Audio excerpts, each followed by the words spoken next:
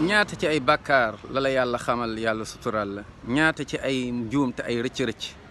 yàlla bu ko fasaloon ñëpp génn ci yow ñaata ci ay bàkkaar yu mag ak yu ndaw yàlla sutural la waaye yow foo déggee foo xamee foo gisee subhanallah lu ñaaw ci nit nga fasal ko filmer ko fasal ko dans l'intention de faire du mal subhanallah amuloo sutura ba pare bëgg sutura yàlla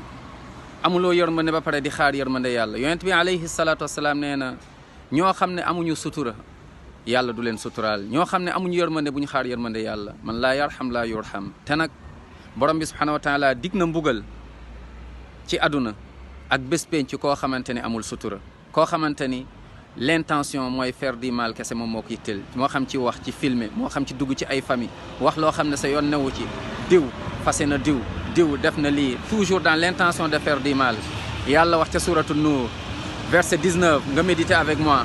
yàlla ne inna alladina yuhibbuna an tashia alfahishatu fi alladina amanu lahum adabun alimun fi dunya wal axira wallahu ya'lamu wa antum la ta'lamun kon yàlla ngoog wax na ak ñun nañu méditer incha allah ñu bàyyi ci xel àdduna bi dafa gàtt